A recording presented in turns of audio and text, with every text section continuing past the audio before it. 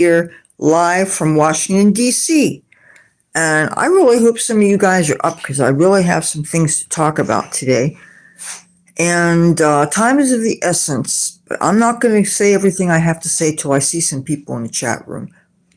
This is kind of important, so if anybody's out there floating around, you're on YouTube and you see me here, I got some shit to shoot, got some axes to grind, I've got some dirty laundry to air, and I'm a bit stressed out about some things I really like to talk about.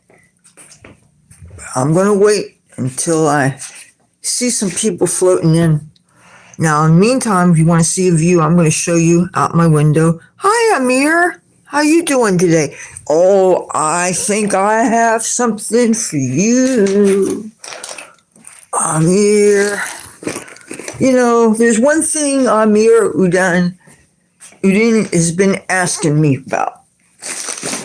And I told Amir that because I'm not in New Jersey, I really don't have things here. But hold that thought.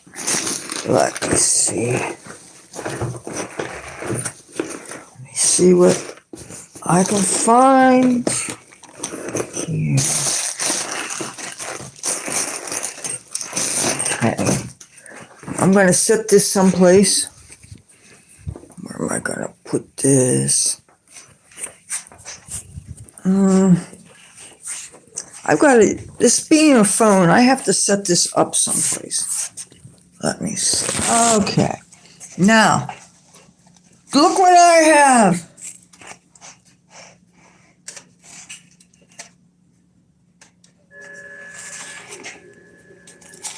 Surprise. Amir, this is for you.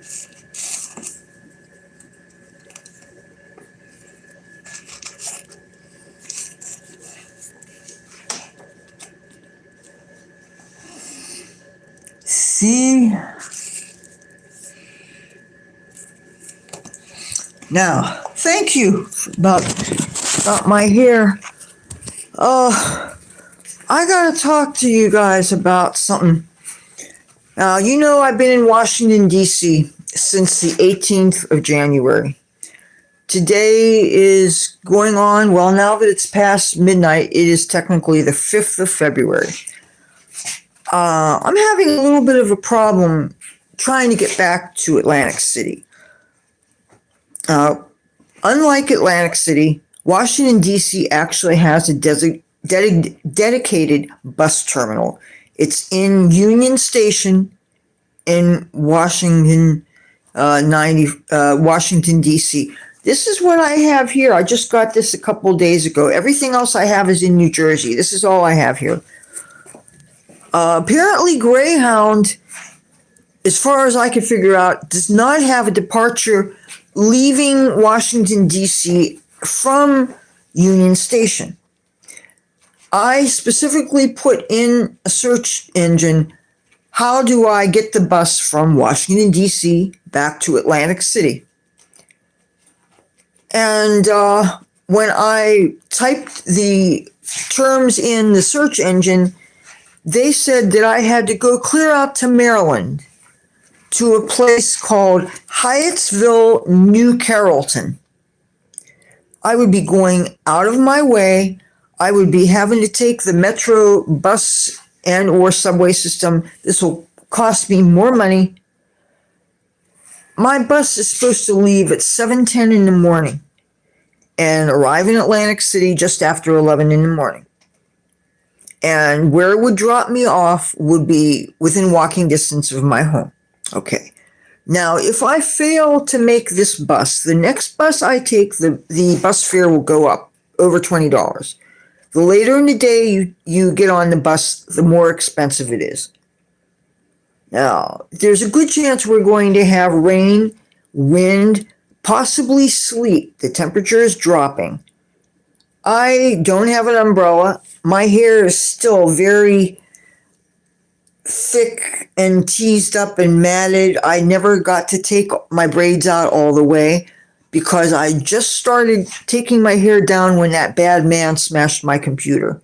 And I was so angry about that that I vowed that I was going to leave my hair alone until I finally got back on the internet. So when I finally got a hold of Greyhound today, and the searches I did said that Greyhound has gone completely cashless. You cannot go to a driver and buy a bus ticket or give him money. All the rest of my masks are in New Jersey. I didn't bring a bunch of masks. Okay, October 29th. I was in Atlantic City. I was doing a live stream on the other side of the Tropicana. And some man passed me by a couple of times. And finally, he asked me if I was a prostitute. When I got angry and I told him that I wasn't a hooker, and I told him that he owed me an apology, and I turned my camera, my webcam, to face him, he grabbed my computer and he threw it and smashed it. He destroyed my equipment. That was all I had to make YouTube videos with.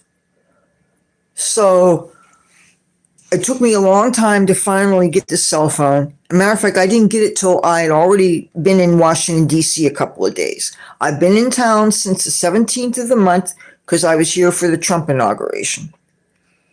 It's a good thing I have some friends here. One in particular I've known in Los Angeles since 1993. He's somebody that I know and I trust. Now, he's at work right now. I didn't know he was going to be working all night. My bus is supposed to leave 10 minutes after 7. I cannot leave this apartment without locking it up. I don't have the key. No, I didn't call the cops because the guy said that he knew the street that I lived on, and he looked like he might have been a gangbanger. And, sometimes when you call the cops on gangbangers, things happen to you. Oh, there's another thing I want to talk about. When I was still in Atlantic City, some big fat asshole guy, and I could say a few other things about him, but I don't want to offend innocent people here. I heard him bragging to his buddies about how they like to go to Washington, D.C. and beat up Trump supporters. I heard him talk about how he and his buddies beat up some Proud Boys. And I should have kept my mouth shut, but I said to him, no self-respecting Proud Boy is going to let himself be beat up by guys like you. And by guys like him, I mean he belongs to, let's just say, a famously intolerant religion that's known for terrorism, okay? And he threatened to beat me up for insulting his religion. I didn't insult his religion. I just said that no self-respecting member of the group that he was talking about would let themselves get beat up by him and his friends. So now he's threatened to have some girls beat me up because he doesn't hit women. So then I considered contacting the FBI to let them know that he was planning on coming here to Washington to start stuff. But I don't think he ever showed up here because it's really too cold, and supposedly he doesn't have the money. He's a homeless guy. Of course. Okay. Do you see my shirt? Is this the first time you've ever seen me on video? Everybody knows I love Trump. This is the second time I've been to his inauguration. I went to George W. Bush's second inauguration. I'm Republican. So, anyway, to get back to my story, I am stuck in Washington, D.C. When I contacted Greyhound to find out about what the schedule is to get the bus back to Atlantic City, and there is a bus station here in Union Station. It's across from the Capitol. And we actually have a real Greyhound station, a real Greyhound terminal. However, when I found out about how to get the bus from Washington, D.C. back to Atlantic City, the thing said departing from this place called Hyattsville, New Carrollton. That is not in Washington, D.C. That's in the state of Maryland, and not even in the direction that I would be traveling. I would be spending money to go this way when I need to go this way. And of course, the metro, which is their name for the subway system, it's not free. So I would have to spend money in addition to the bus fare that I already have to spend. And if I miss this bus and I take a later bus, the later the bus you take, the more expensive they are. Excuse me, don't get on my case for attacking people for asking questions. Since I've been here in Washington, D.C. this year, most of the people in Washington, D.C. are virulent Democrats. They hate Trump. There are all kinds of demonstrations. I saw a demonstration of pro-Palestinians going on and on about Israel, including Hasidic Jews that didn't like Israel. It made no sense to me. It would be as if I went out to dinner with cannibals. There are people that Antifa shows up here, Black Lives Matter shows up here. They were chasing down Trump supporters the last time I was here. If you are not familiar with how Washington, D.C. is, please let me tell you.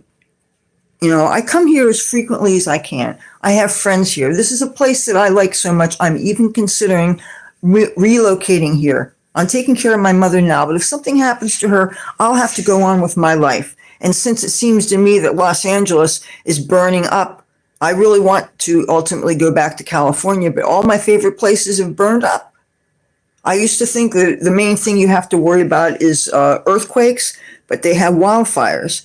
And wildfires are much scarier than earthquakes are. I don't know how many earthquakes you guys have been through. I've been going through earthquakes since 1986. They're not, a lot of them really are not that bad, but when you're scary, they're scary.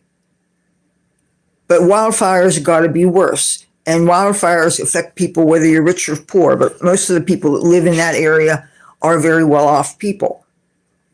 It was very heartbreaking to watch the news and see what was going on there. I still have 2 storage units there. I have friends there, those who can actually still afford to live in California. If my destiny is not to go back to California ultimately, I was considering moving here to Washington, D.C. It's got good services. It's got excellent mass transit. It's got some really groovy neighborhoods. There's only 1 or 2 neighborhoods I've been in that I really don't care for so far. First of all, what benefits is Trump taking away from me? And I don't know what you mean by benefits. But Trump has only benefited my life. I don't know what kind of benefits you're talking about. The only thing, what benefits do I have by being an American? The benefits of life, liberty, and the pursuit of happiness? Pursuit of happiness is why I'm here. If I didn't want to be happy, I'd be still miserable in Atlantic City. I needed a break from all that. I needed a break from the crackheads and the heroin junkies and the mentally ill people yelling and screaming out my window. I needed a break from the gangs loitering across the street, selling heroin and blasting their hip-hop music. I needed a break from constant police sirens and cops flashing lights across the street, broken beer bottles, people angry because they lost all their money to casinos, and then they go on rampages knocking down all our trash cans. I need a break from this. I need a break from being a 24/7 caregiver to somebody who, you know, I love my mother. But when you're a caregiver, it's very exhausting. It's unpaid work. You hardly ever get to sleep. You hardly ever get to do anything for yourself. And all this time, after that man smashed my computer, I did not have any way to get on the internet. I didn't have any of my passwords. I couldn't sign into my accounts, even using the library. Do you understand what it's like when you're used to living a semi-public life, and you're used to being able to go on social media whenever you have something to say, and then all of a sudden you can't do that? You go from being able to talk to thousands of people at one time, and now the only people you can talk to are the people in your immediate physical world, in which case that would be my mother, my cat, and then if I go outside, the homeless people and the drug addicts and the crazy people and the cops. And you know the cops kicked me off the boardwalk with my guitar, so I lost my livelihood. The cops are really cracking down in Atlantic City on anybody for any quality of life offenses. And apparently singing and playing guitar in public is a quality of life offense akin to drinking, getting drunk, panhandling, and the various things that some of the people who are homeless and hanging out outside all day do. Apparently they don't differentiate between a person that stands up against a railing, not bothering anybody, with a hat down. I don't speak unless spoken to. It's not like I'm engaging tourists or bothering them. I don't do anything that would offend anybody. I don't even sing any songs with cuss words when there are kids around. But the cops warned me that they would find me if they caught me again. So I have obeyed them because I don't feel like having a criminal record. When Trump won the election, I thought to myself, I am going to come to Washington, D.C. like I do every time the president that I love gets elected for his inauguration. I packed up so much stuff. This is my steel frame backpack. Okay? The stuff I put in it now won't even fit in it. How exactly has Trump benefited my life? Well, gee, controlling the rampant illegal immigration so there are less murderers and rapists floating around. I am a woman and women do get raped. And when we have porous borders that anybody and his uncle who have been unvetted, we don't know what diseases they have, we don't know what criminal background they have, and we don't know who the hell is here. And it makes it unsafe for women and children to walk around. Trump seals the border. He has fiscal sanity. I like his reduced interventionism in the world. You don't want somebody that's never run a business to run a country. You certainly don't want Kamala Harris, the cackling prostitute, and Tampon Tim, who would be the vice president. Thank God they didn't win. Did you want another 4 years of drooling Joe Biden? I know what it's like to be with somebody, hang out or live with somebody who has Alzheimer's. My father had Alzheimer's his last year. Seeing the mental deterioration of somebody is a very sad thing to witness. It's a good thing my mother has a sharp brain. I took care of my father his last years. And when I saw Joe Biden during that last debate, at first I thought it would be funny because I knew Trump would wipe the floor with him. But to actually see the performance and watch, finally the whole world saw what we all knew was going on. And if you were going to look me straight in the eye and say that you didn't see any mental decline of our former president, I fucking love Trump. And Trump has done a lot of things for me personally. My mother was employed by him for 16 years. She worked as a cashier at the Trump Taj Mahal Casino. So yes, Trump has benefited me. He's put money in my pocket. He's put food in my belly. He's put a roof over my head. He has made our country safer when he was in office. He's done a lot of things for me. And if the only reason why you're in my chat room is to try to make me feel bad about the convictions that I have and the way that I vote, I'm not going to have it. I'm going through a whole lot of crap right now. The building that I live in Atlantic City got condemned. We were supposed to be out by the 6th of January. Okay, my mother her birthday is in a couple of days. I would like to be there to celebrate with her.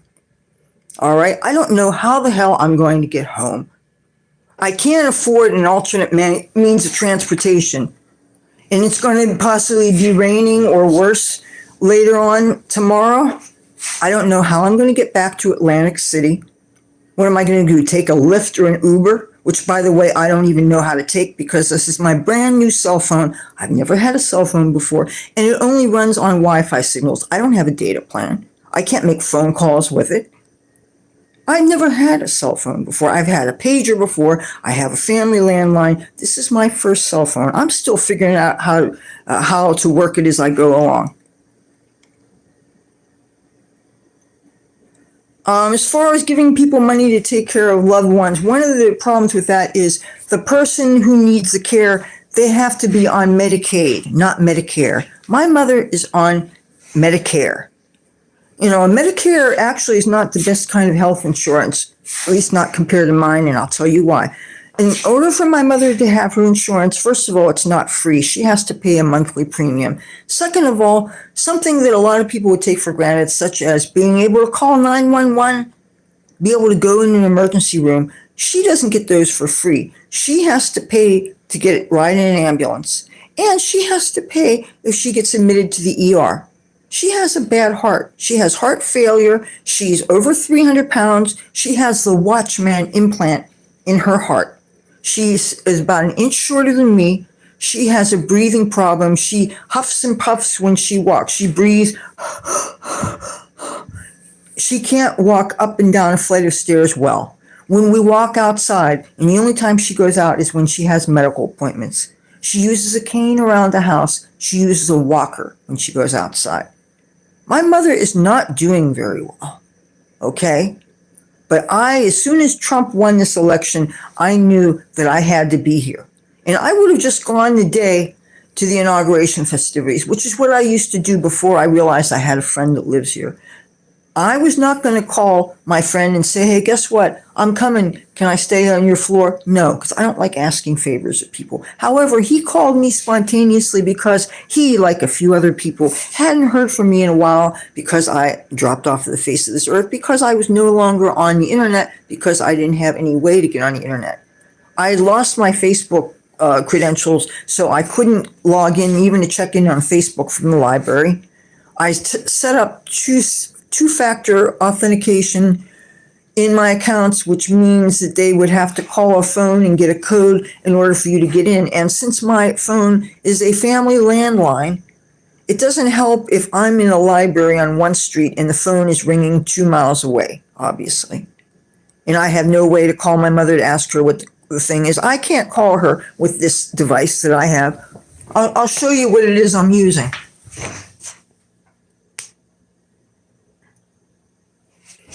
So I'm stressed out about, I don't know when I'm coming back to. My mother got herself an attorney because when those assholes in the city of Atlantic City condemned our building, all they did was they stuck a sign on the back and the front entrance. They never made a phone call.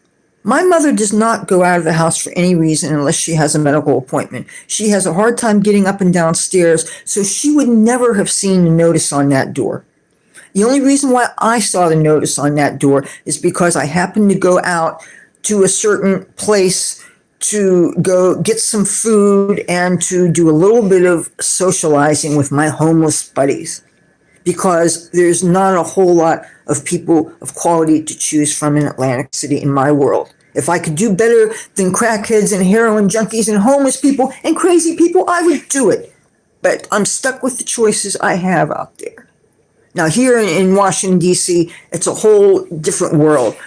I'm not saying it's an extremely classy, wonderful place, but the quality of people that I'm meeting is much better. Even the homeless people have a certain cachet about them. And by the way, there are good services here. Washington, D.C. has a program that helps low-income and homeless people get off the street. That's how my friend got this apartment here. He was homeless before, and they got him off the street. He has a really great one-bedroom apartment. This is a beautiful place. I've never lived in a place like this. It's got hardwood floors. And of course, my friend keeps it very, very neat and orderly, unlike myself. I'm a bit of a slob. I wish I wasn't. You've seen my house, my place in New Jersey. I'm not a neat freak. I wish I was. But there's no sense in me lying to you guys, because I try my best to show you the neatest parts of my apartment, and invariably I'll move the computer and you'll see the messes. So the jig's up. I'm not going to bullshit. But that said, if anything were to happen to my mother, and if I didn't have that school bus that I wanted to buy and turn into a home and eventually make my way out to LA, I would need to find some place to be in the interim. And what happens if I can't get that bus? Or what happens if I can't learn how to drive an articulated bus? That's a harder kind of driver's license to get. I'd probably have to go to Taggart's to relearn how to drive.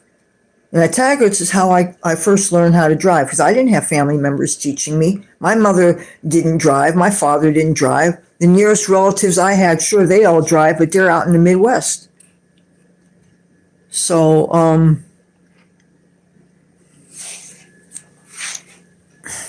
anyway, they wanted us out on the 6th. The building was condemned by the city, and the building was sold. We don't even have the same landlord anymore. So my mother doesn't even know who to write rent checks to. On the other hand, one good thing has happened to this. The other person that I live with is getting his own place, and he's moving out, and he's going to be out of my life, and I'm going to be so glad about that. This is somebody who, unfortunately, I am related to, and he owes me a lot of money, and he flat out refuses to pay me. And of course, I have been it was stupid of me to lend him the money, but because he was a family member and I was under the impression that maybe he had a gambling debt and I thought somebody was going to break his kneecaps or something, and I had this money on me and I decided to lend it to him so that he didn't have something bad happen to him, because I thought blood was thicker than water. Of course, the thing is, I neglected to get an IOU. That was my own screw up.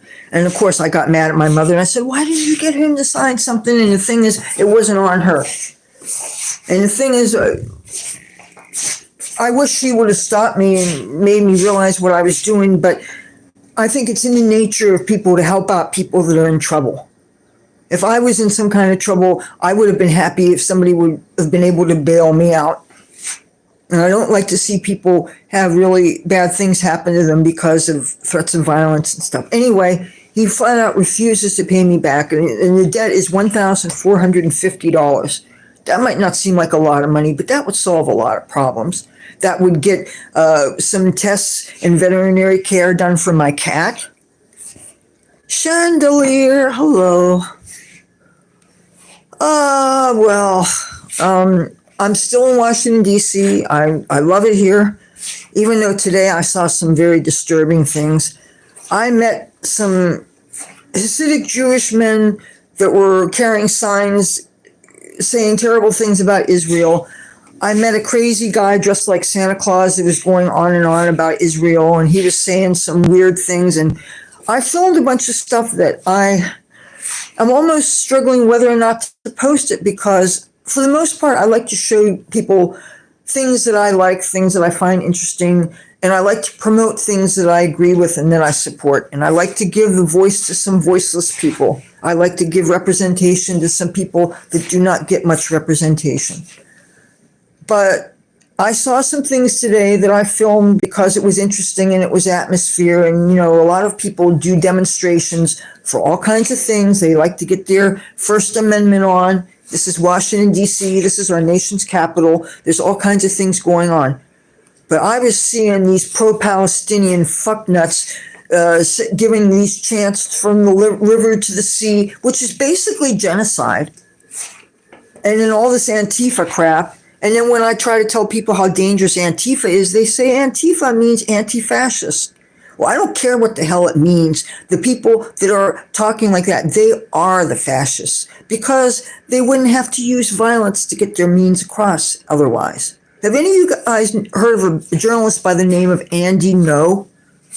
Andy Ngo, first of all, it's spelled Ngo. He's a Korean-American journalist, and he has been assaulted several times while trying to give unbiased reports about demonstrations going on in Seattle, Washington, Portland, Oregon, Black Lives Matters demonstrations, Antifa demonstrations.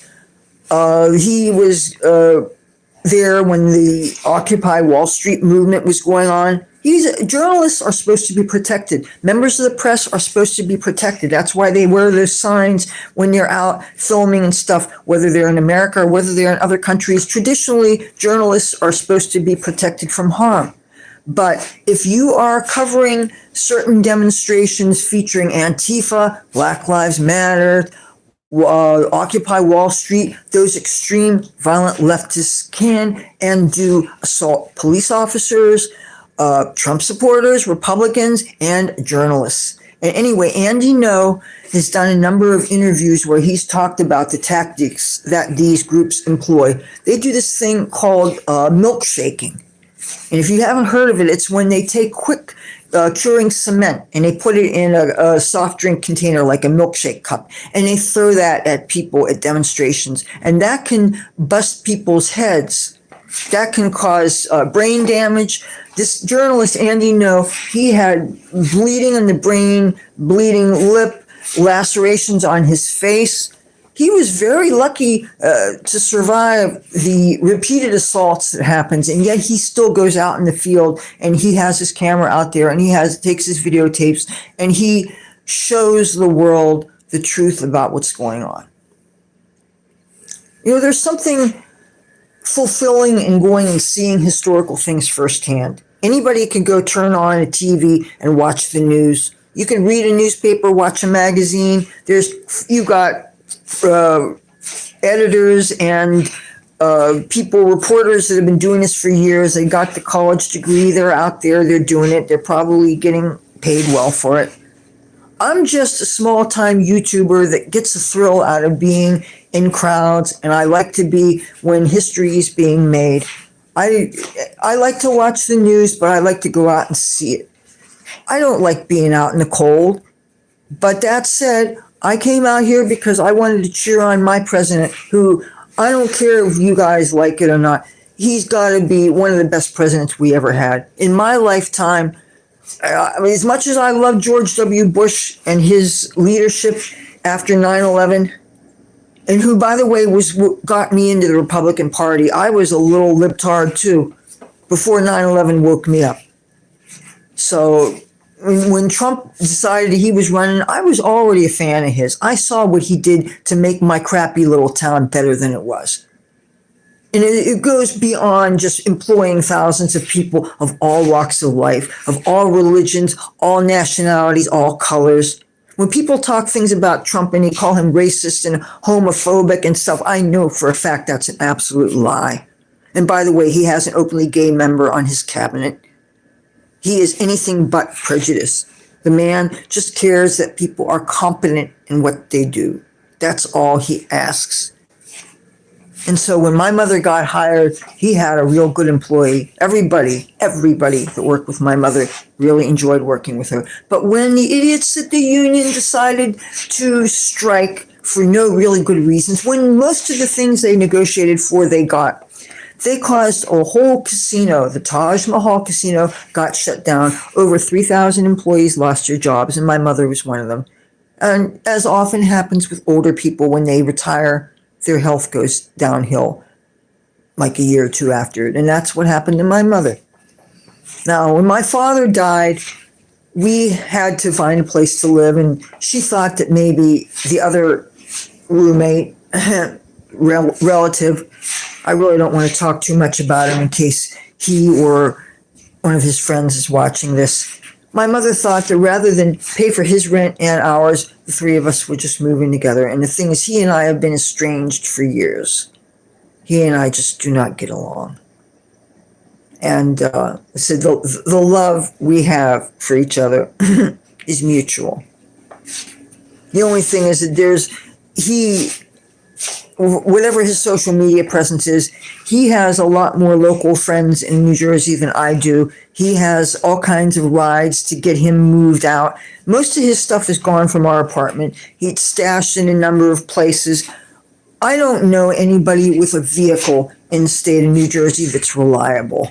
The last person I knew with a vehicle there, he's a diabetic friend of mine that keeps on crashing his car. And a bunch of things happened, and the last time, matter of fact, he even offered to give me a ride to come up here to the inauguration, and he showed up with his speech slurring like he was drunk. And then he kept on falling asleep, and then he told my mother that he would curl up in the back seat and let me drive. I don't have a license. I haven't driven in years, and my vision is not the best. I wouldn't want to share the road with me, especially at night.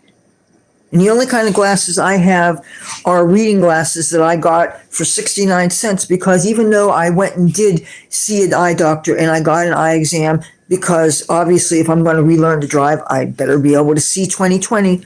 The stupid glasses they gave me, all I could see out of was the bifocal part, what helps me read a little bit, but the top part does me no vision improvement at all. Matter of fact, when I took the vision test, I think they only had me read the first 3 rows or something. It's not how I remember vision tests being years ago. So they gave me glasses that are absolutely no use. They wouldn't do me any good driving. I wouldn't pass the driving test with those glasses. So I get to New Jersey, right? I'm guessing the building's still there. Matter of fact, since I have this device now, if I can get a signal, I plan on live streaming the destruction of my building. I live streamed when they took down the Trump Plaza, Trump's property in the middle of Atlantic City. I live streamed that from my kitchen window, as a matter of fact. And they are going to destroy my building. And I have proof of it I have this old iPad that I got last year. I paid under $50 for it. I figured that my friend who I'm staying with here, he has an iPad, so he would teach me how to use it. I think my iPad is a little bit too old to get the updates on it. I took it to the first Trump event that I went to. I only got to see the last half hour of, because I was running around trying to find the cell phone that I got. And of course, when you're trying to cram a whole lot of people into a space that only holds 20,000, that's a real problem. As far as the actual oath of office ceremony, I never even got into that. I was waiting in a line for what seemed like hours in the cold. And when I say cold, I mean it was cold. I don't like to wear pants unless I absolutely have to, or unless I'm sitting in dirty places in public, or I'm hanging out with my homeless friends in some place where only poor people go. And I'm certainly not going to be filming those things. But I actually brought blue jeans with me. I don't wear jeans normally unless I absolutely have to. I brought blue jeans, and I brought sweatpants, and I brought stretch pants, and I brought some skirts and things too, because I obviously want to have outfits to film with. But it was really obnoxiously cold and windy here. And there are times when I just stayed here and watched TV some. I tried to do as much filming as I could. I wanted to make this time out here worth it. Yes. See, I'm glad you understand. Unfortunately, see, one of the things that sucks about Washington, D.C. is, even though it's this exciting place that I love to come here to celebrate the things that I love, and all the things that, like yesterday, I was walking around on Capitol Hill, and you are, in a couple of days or maybe next week, you guys are going to see footage from inside the Senate. I got some access today yesterday rather, that I hadn't counted on getting. And then I had a scary incident where I misplaced my journal. You guys know I keep diaries, I keep journals. I don't always write in them consistently, but especially if I'm about to do something exciting like a trip to Washington, D.C., I write every day. But I'll show you what I almost lost. This journal, I was taking pictures of a giant sculpture in the Senate building, and I set it on a railing, and then I got on the metro, which is what they call the subway here, and I went with my friend toward the direction of George Washington University, which is a neighborhood they call Foggy Bottom. And we got there and we're hanging out, keeping warm in the restaurant seating area of a Whole Foods market. Not the same Whole Foods that I got lost in the first couple of days I was here, but a different Whole Foods. And I've been finding all these Wi-Fi signals. Incidentally, how I'm getting Wi-Fi here, the asshole family member that owes me money that's moving out, all the bills are in his name. The rent is in my mother's name, and she also pays her health insurance premiums, and we try to deal with my storage in Los Angeles. I don't have any other bills. That's why I don't have a cell phone airtime thing, because I don't want to commit myself to a bill that I know I can't pay, because the income, if I was out playing my guitar all the time, then I would have some kind of an income, but I just can't do it in Atlantic City. And to do it outside now would not be fun anyway. And yes, Chandelier, you understand, but you get it. You get it. I am out here to document the history. It's a need that I have. It's so hard to explain. It's why I write. All that time when I was in California, writing all that poetry, not realizing that it wasn't poetry, it was actually destined to be songs. And I kept countless notebooks like this through the years. I have boxes of notebooks that explain my journeys, my travels, the things I was doing, things that unless I look at them, I will easily forget things because I didn't miss too many parties in California. And if people are going to say that I'm glorifying my sins of my youth, I'll just say, fuck it, man. I'm not going to lie to you and say, oh, I'm ashamed of the fun I had. No, I'm not. I didn't always make the best choices, and when you make your bed, you lay in it. If I have any kind of mental deterioration now, it might very well be because of those things I used to do. But you know what? I'm over 20 years without a drop of alcohol. I'm over 23 years without a chemical drug. And if my marijuana smoking offends people, I'm not sorry about that. I know I'm a better version of me than I was before. And by the way, the weight that I put on this year, most of that I lost. So I could be doing worse. And I needed this time in Washington, D.C.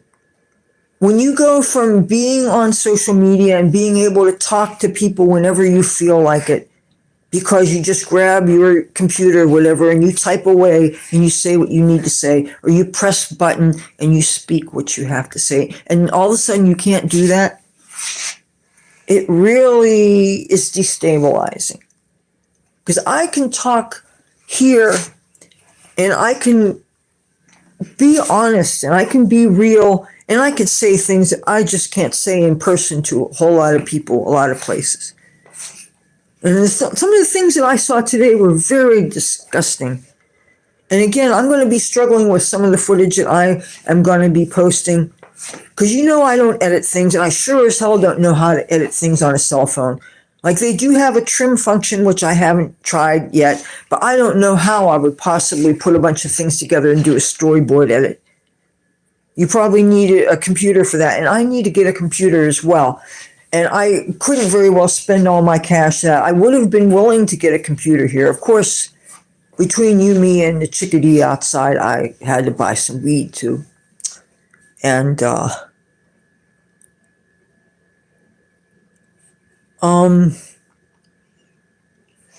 was distracted by reading your thing about Oregon. I was in Portland for a week in, what year was it? It had to be 1999, I think.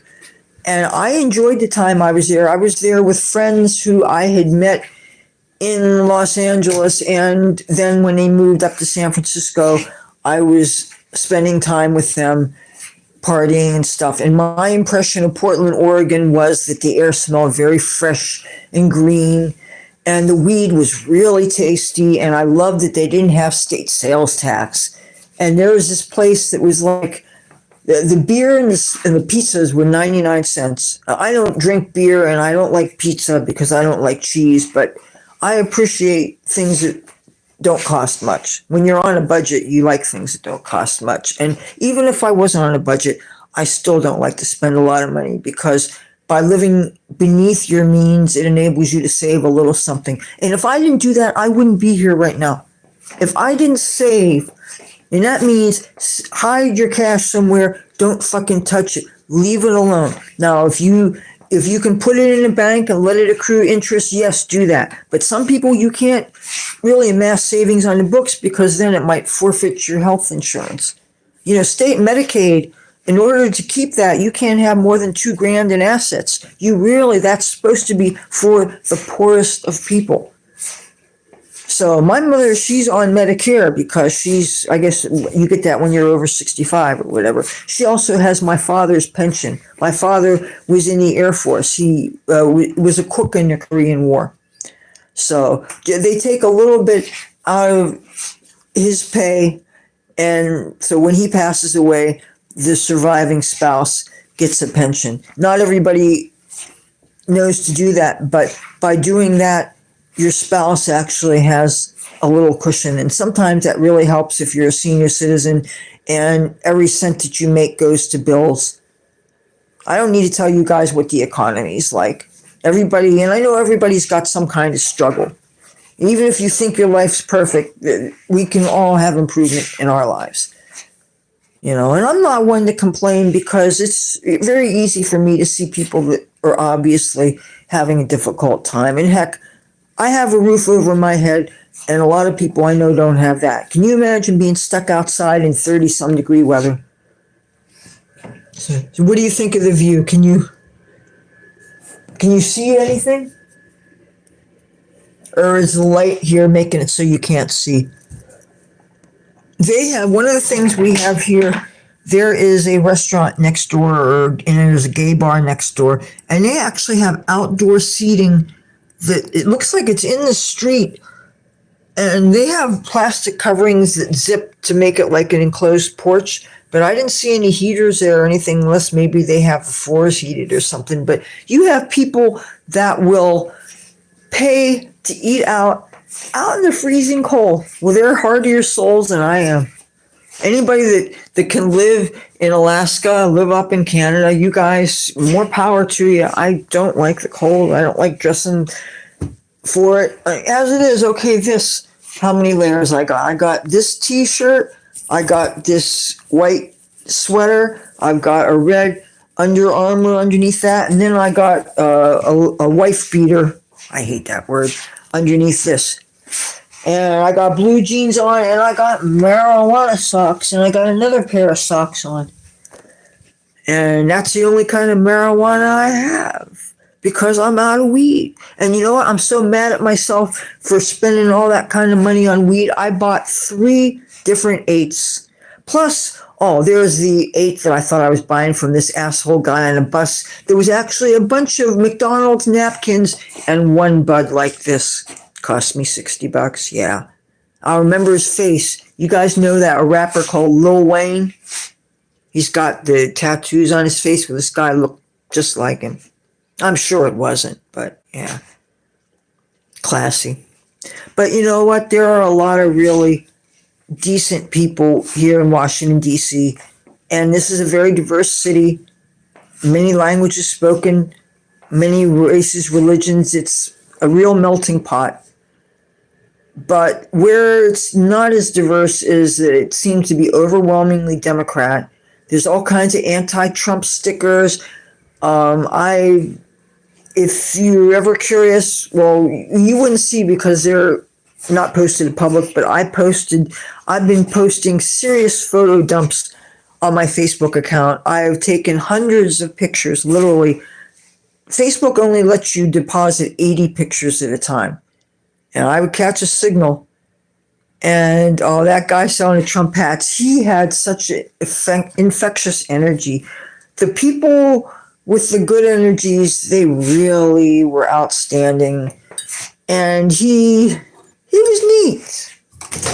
He was neat. I'm going to make some instant coffee here. I don't have a microwave at home. Instant coffee. Woohoo. There's actually a coffee room downstairs, and they have a Wi-Fi thing, but I can't leave this house because I don't have a key, and I can't lock it up because some crazy chick did something to the door a couple years ago or something. So my friend's probably going to be working till like 8 o'clock. My bus was supposed to leave at 10 minutes after 7. But, and I screwed up on my posting today. I posted the same video twice. And the thing is that I have a system. I keep track of, I usually write down the file names. If I'm doing a normal computer upload, every file has a number that's just basically the date, because everything is arranged in chronological order. So it's very easy to keep track of what's what. Plus the thumbnail, the first picture, you could see what it is.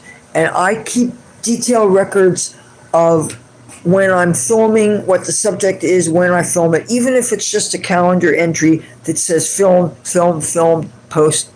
In order to, I don't know how other YouTubers do it. Everybody has their own system. I've been doing this going on 13 years now, so I do have a system. During the times when I don't have equipment and I'm not posting, I feel it as much as my audience that might be missing me does. Because it's just like when I like to watch TV shows and I know that certain days The shows are on that I watch, and I look forward to them. And I turn TV on during the time, and if what I want to watch was preempted by sports or something, I'd be disappointed because I want to watch what I want to watch. So if something happens preventing me from uploading content, I feel like I screwed up because I am letting my audience down because they're expecting something from me and I can't produce because I have nothing. If I have one piece of equipment and some nasty guy trying to buy a hooker finds out I'm not one and gets angry and then has the gall to be mad at me for saying that he owes me a public apology, so he thinks he can destroy my equipment. And then people offered to send me screenshots so that I could take them to the Atlantic City Police Department so maybe they could find the perp. You know, especially considering how many cameras are all over that city. Oh, man, I've seen all. One of the things I saw the first full day I was here was the Trump Unity Bridge. And unfortunately, this is before I had the cell phone, so I had nothing on me to film it with.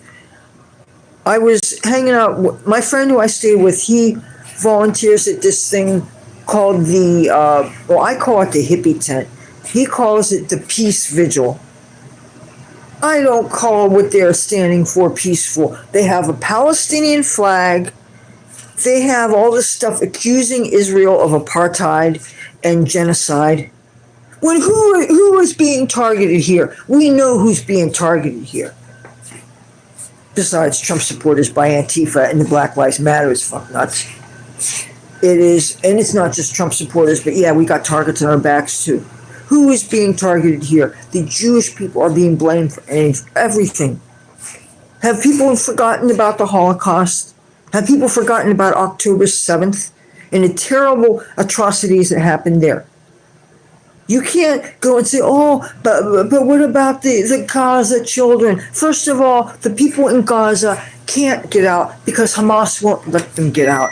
And when you have scumbags that are hiding the innocent people in hospitals where they also keep the ammunitions and the bombs and the terrorists and stuff, at least Israel follows humane rules of engagement. They try their absolute best to minimize innocent civilian casualties. They go out of their way.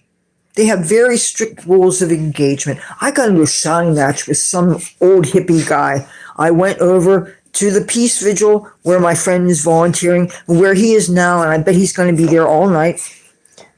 I didn't want to be stuck here by myself, even though I always have the internet now, which I'm so glad that I'm back on. There's things about me that a lot of people won't understand. I love crowds. Crowds give me an energy. Crowds to me feel like when I'm on stage and the audience they're giving me something and I'm feeling it and I'm feeling, hey, they like me. This is fun. And then I'm having fun and then they're having fun. And it's a back and forth. Now, if you're a movie extra or if you're a 5 lines or less actor, or I guess any kind of actor on film or television, you don't get the immediate feedback. You may see, if you're lucky, you may see a playback of your scenes, and you may find out, okay, this is a take. It's not going to make the cutting room floor. But a lot of the gratification is delayed. The fans that are ultimately going to pay to see your movie, they're not going to see your movie for a year. And if it's a TV show, people will see it, when they see it. So it's delayed reaction. But when you're on stage, you get the immediate thing. And it's an energy, and it feels good. It really does. Unless you really don't like the attention, or unless you have stage fright or something. And I got over stage fright. Probably what cured me of stage fright was when I was in Girl Scouts. I was in 6th grade. And it was a very weird scouting situation because my scout leader, this lady, she lived in a neighborhood on the wrong side of the tracks, kind of like my neighborhood is on the wrong side of the tracks. And it was a neighborhood where she looked very much unlike all of her neighbors. I'm trying to be careful what I say here. Nobody looked nobody looked like me, if you get my drift. And when we went camping, the little bastards, they stoned me.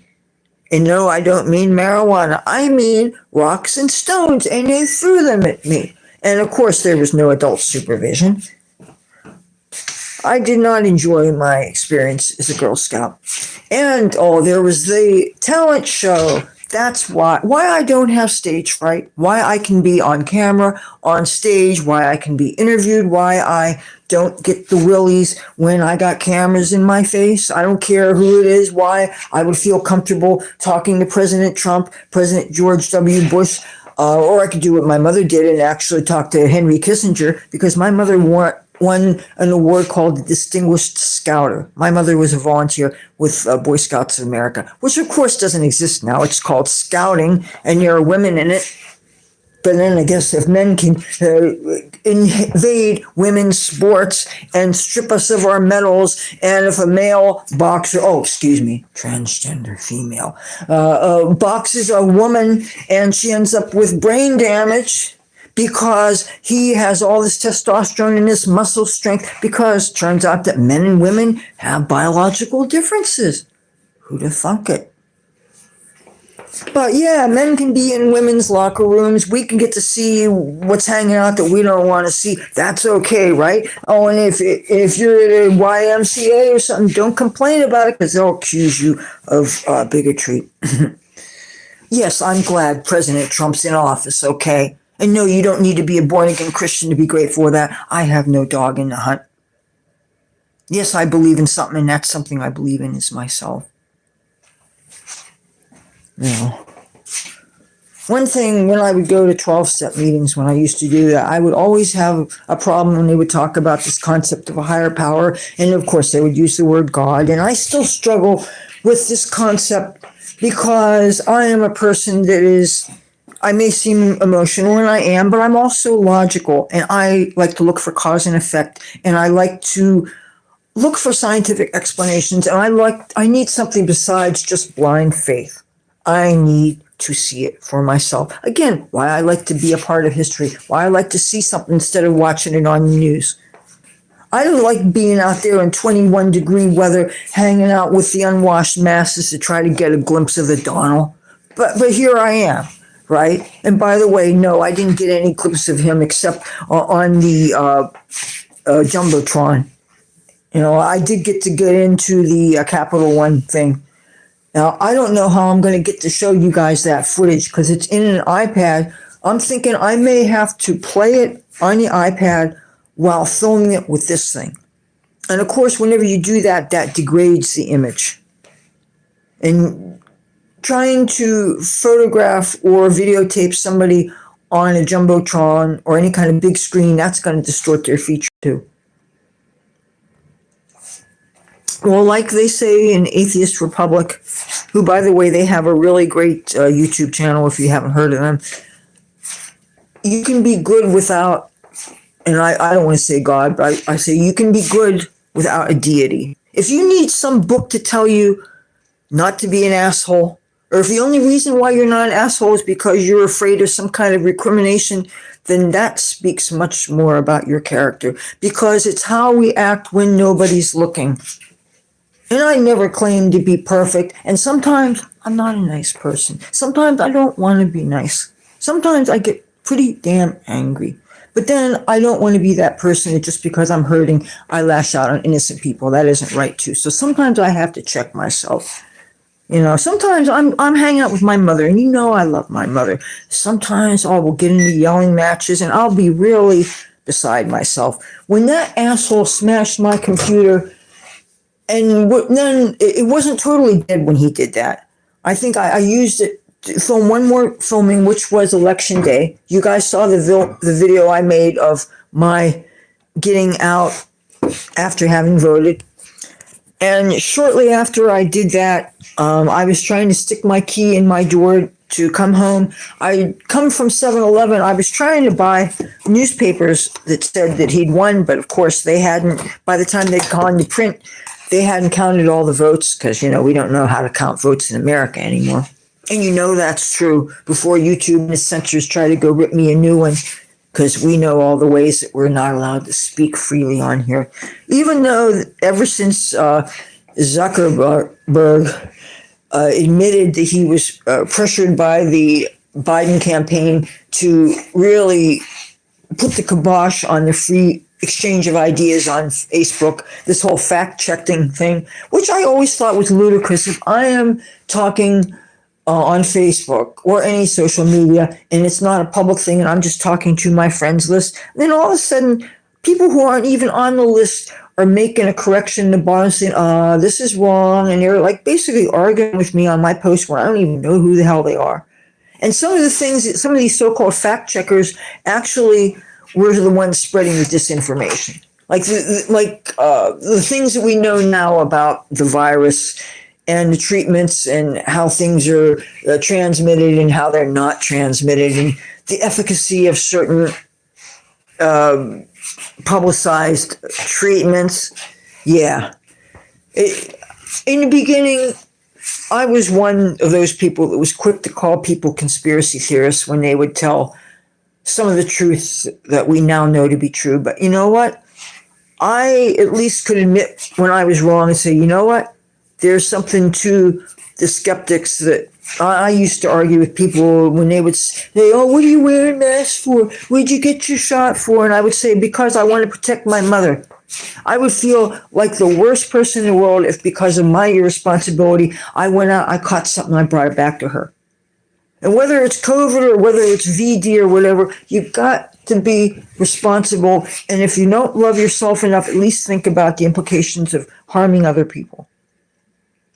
But I'm not getting any more shots, and I'll tell you why. Because all my friends in New York City that got that shot, some of them got COVID twice, some of them even 3 times. But then there's my friend Jim, who lived out in the Midwest. He was only 61 years old, and he was a biker, and he worked in a machine shop, and he was fit, and he was thin, and he refused the vaccine, and he got COVID, and 2 weeks later, he was dead.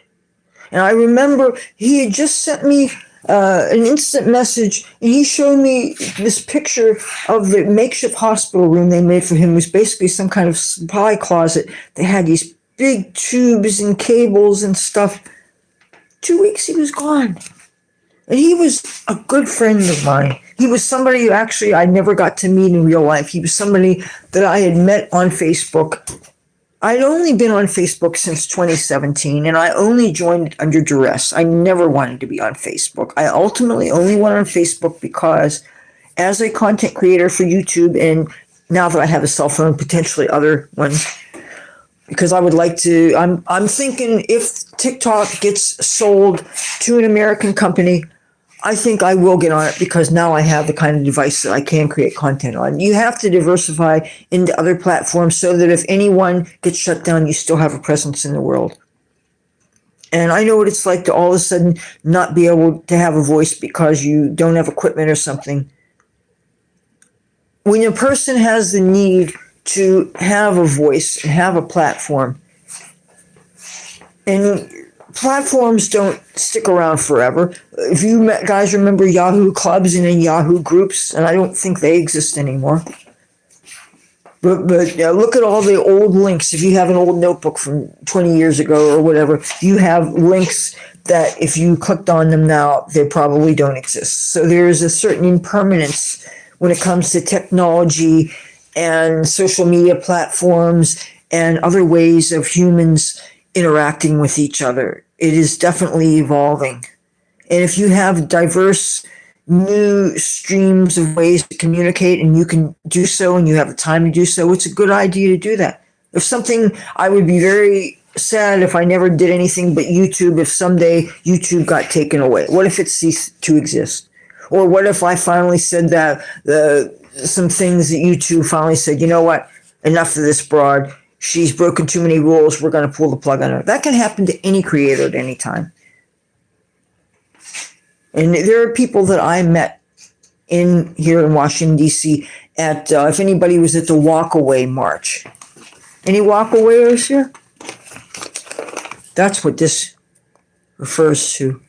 Of course, there are the people, the walk-withs, that were always red-pilled.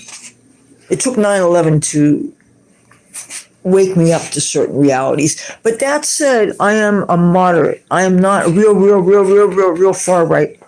I am pro-choice. I'm pro-marijuana.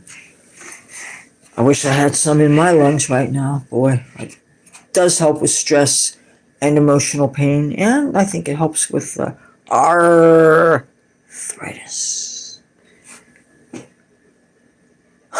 But, yeah. So I don't know exactly what it is I'm coming back to. I don't know how the heck I'm going to get out of here. The person that I'm staying with, he's not going to probably be back here till about 9 o'clock in the morning. I can't just leave. If I was able to stuff everything into this, I went in this clear backpack here, which, by the way, I did not, I got that. Somebody gave it to me to put my iPad in. This was a casualty of, unfortunately, some unlucky person who did get in to see Trump, but at the last minute they changed their minds about what people would be allowed to bring, and they told people that they couldn't bring a lot of the things they had, so they left things outside. And then when it came out, the city had already swept everything away. So when I was milling around with the realization that I wasn't going to get in to see him, I had dropped my iPad one time. And some passersby handed me this and said, put it in that so I wouldn't drop it anymore. So I did. But I have all these things I need to get on a bus 7:10 tomorrow. I don't know. I mean, can you imagine? You got to get up in the morning. You got to put your makeup on and all that stuff. And even if I just throw on a few more layers in addition to what I'm wearing now. You know, I should have washed my face and been in bed by now. But first of all, until I'm packed up, it doesn't make any sense. Second of all, I figured that going live tonight would really be good because I wanted to let you guys know what was going on with this Greyhound situation and with my housing situation. If I hadn't, oh, you know what? I think, hold on a second. I have something to show you. I realize this isn't packed up, so I can show you. Okay. Hold this thought.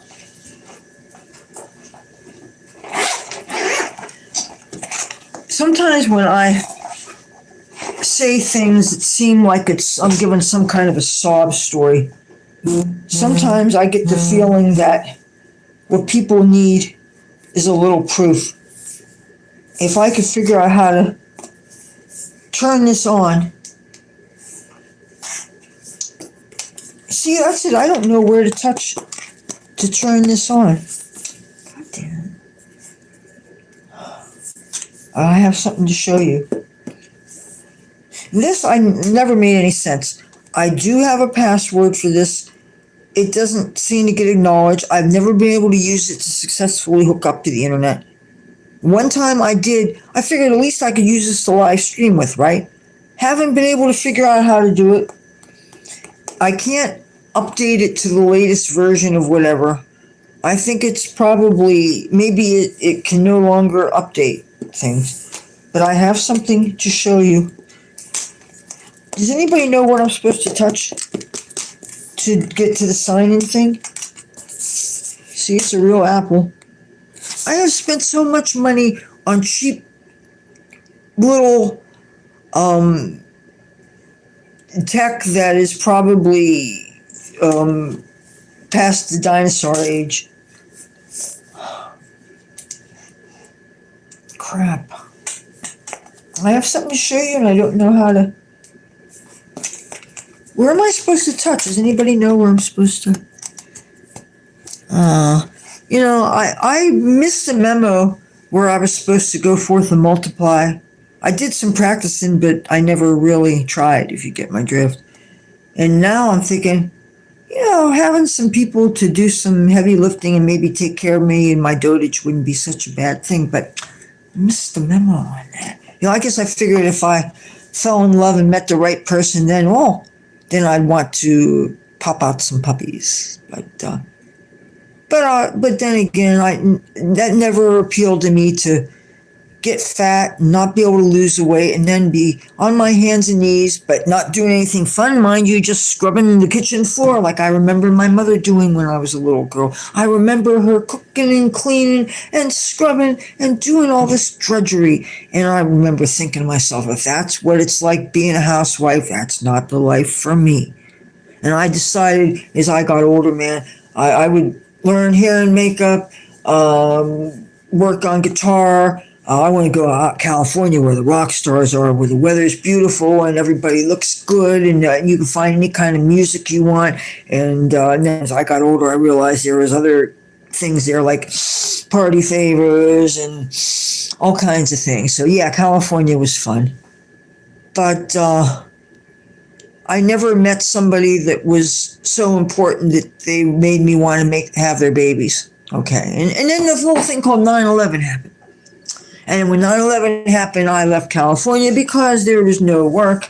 And one does want to keep a roof over your head, right? So my mom and dad said, put your stuff in storage and come home, which I did. And that sealed my fate.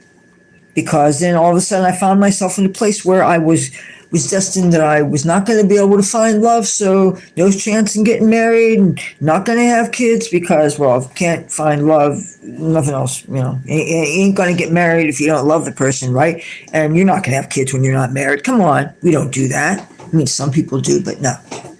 There's a certain order that should be in things. I know this is before some people's time, but Diana Ross recorded a song called Love Child.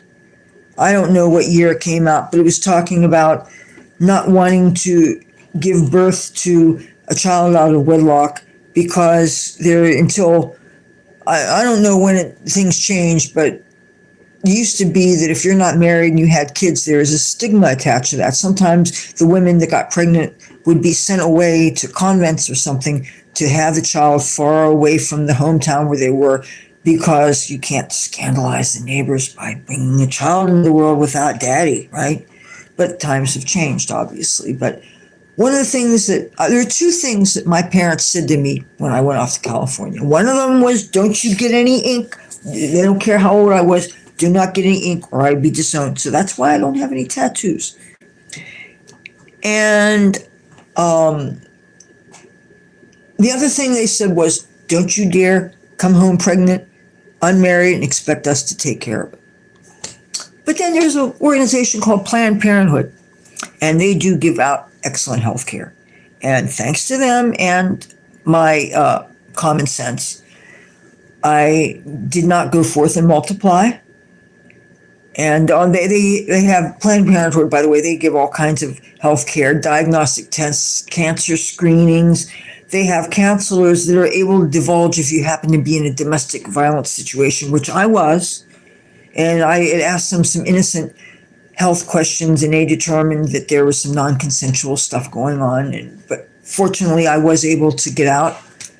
And so, yeah, I have an asshole meter, okay? If I sense somebody of any gender is asshole, controlling, jealous, violent, abusive, no, I don't need that. I would rather have a cat won't break your heart. Now, my problem, though, with Planned Parenthood now they're doing things like helping little kids change their genders and stuff, which I don't believe is morally right.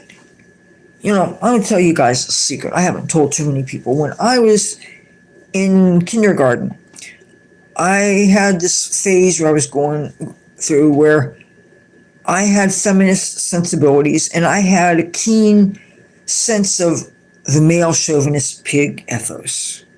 My mother was reasonably liberated, and my mother and father did the till death do us part thing. So I was raised in a stable home life with a hardworking father, and the mother, she was definitely hardworking also, but she was working within the home. So I got to personally see the drudgery and all this, scrubbing things, elbow grease.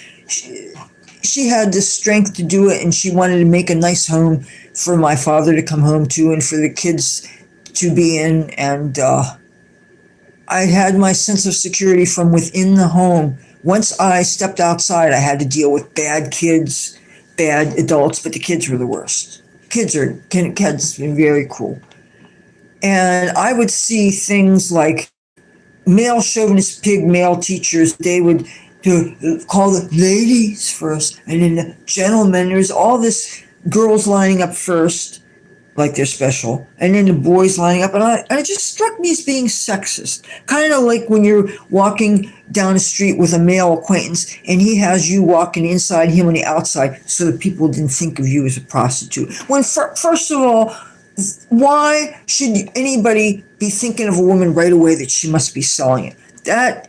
So in order to keep people from thinking that, you have to act a little differently just to keep somebody from having a dirty idea.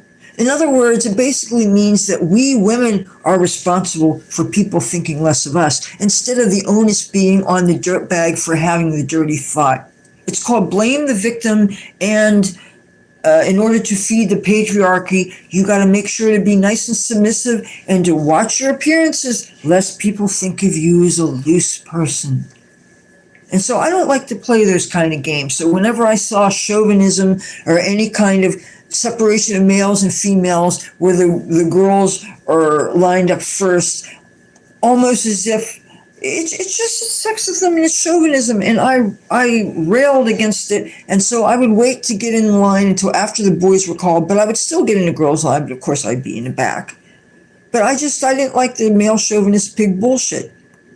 And I know that I had certain masculine traits to me. I am not an overly girly girl person, but I'm not butch either. But I have enough sense of who I am as a person, and we all have estrogen and androgens in us. But obviously, if you're a female, you have a lot more other female stuff. But we all of us humans have hormones, and we're all complicated, and not everybody follows very strict gender norms. I mean, you may dress gender conforming, but not everybody feels the same calling.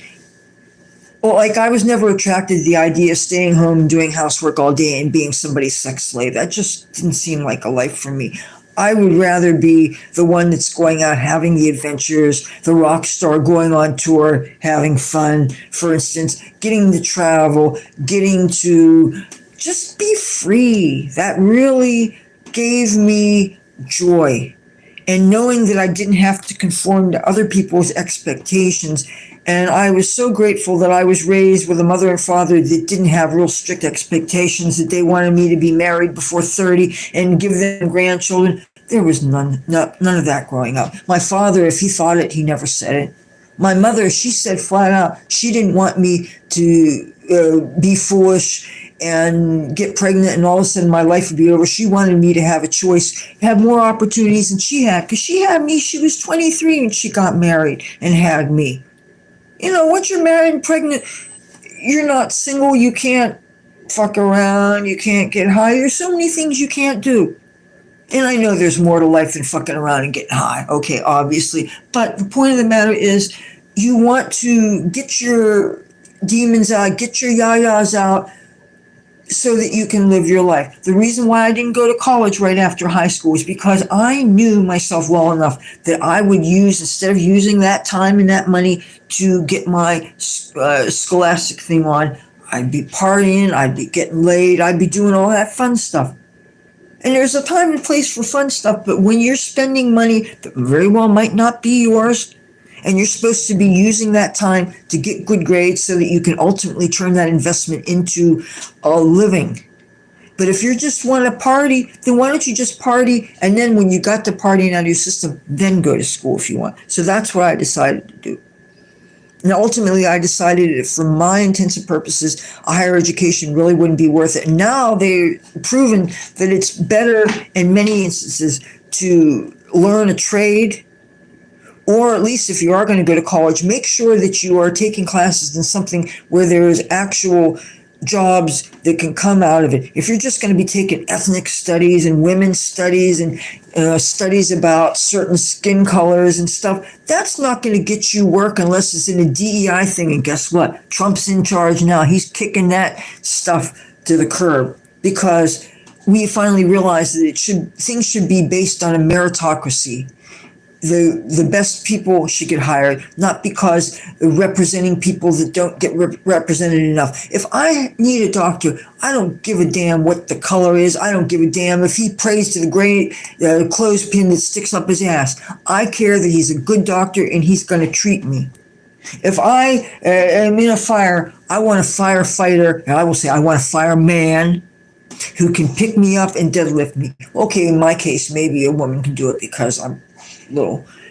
And I don't want to say just how small I am, because they say that people monitor the information you give, and if you give too much information, they can do identity theft. But I am quite petite. And so, yes, I'm sure a bigger female could carry me. But for the most part, I thought in order to be a firefighter, you had to carry 200-pound people up a ladder. I can't do that. No, they have a little gym downstairs, and I was messing around with an 80-pound dumbbell. Or no, it wasn't a dumbbell, excuse me. It was a kettlebell. But I had to use two hands, and I could only lift it up to my hips. Yes. Oh, I'm going to try to say your name.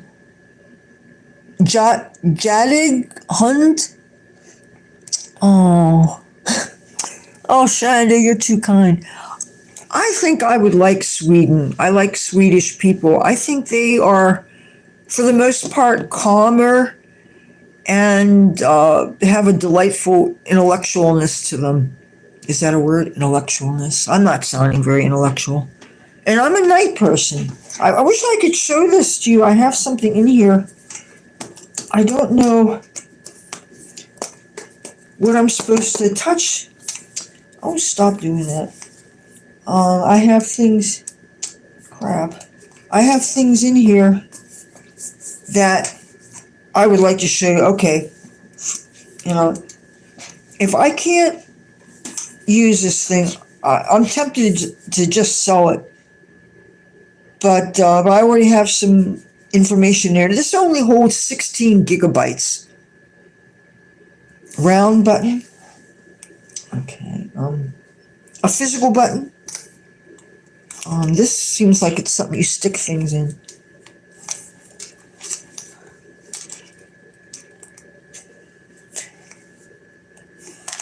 Oh, no. Well, because if I can't show you the proof, you're just going to... Okay, what I was going to show you was I took a picture of that sign that was posted on my door that said that the building was condemned and that we had to move out. That says Ringer. And this is a lever. This is just to plug the cord in. This can't press it. There's one indentation thing. That's this.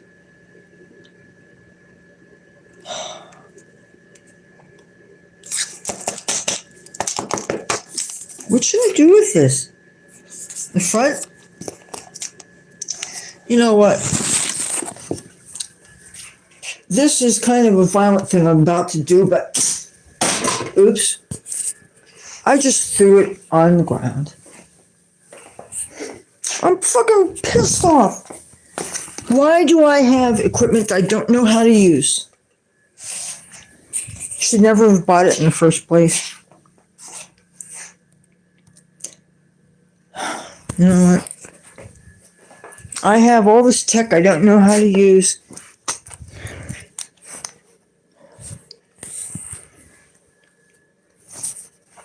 I would leave it here, but it already got some things I put in. Anyway, this is something I really regret buying. I don't know why people like these things so much. I've never been able to figure it out.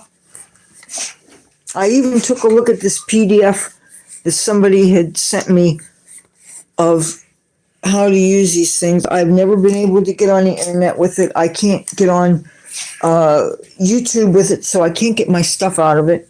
I don't think you can use a cord to transfer files. Alright. Well, if I keep on throwing this, it'll totally smash. Okay, I'm looking to the left. There are no buttons. It's totally flat. There are no buttons. You know, I can't sell that thing because I have pictures in it. I can't believe it's 3:27. I have a feeling I'm not going to be able to leave here today. But, my mother's birthday is in a couple of days, and I'm going to miss it. I was even thinking, I know that this is crazy talk here, but if my backpack and everything wasn't going to be so heavy, I would even fucking stick my thumb out and hitchhike. I mean, if people are going to be making old comments, if I'm so old, then obviously I don't have to worry about my safety, because old people don't have to worry about things happening to them, right? If I'm old, people get frustrated with life and things keep on happening. After a while, it gets saying, fuck this, I have nothing to lose, I'm going to take chances, because if you never take risks in life, you never get anywhere. If all you do is play it safe, you're not going to get anywhere. And you know what? I haven't taken enough risks. Maybe I have to do some dangerous things in order to just get ahead.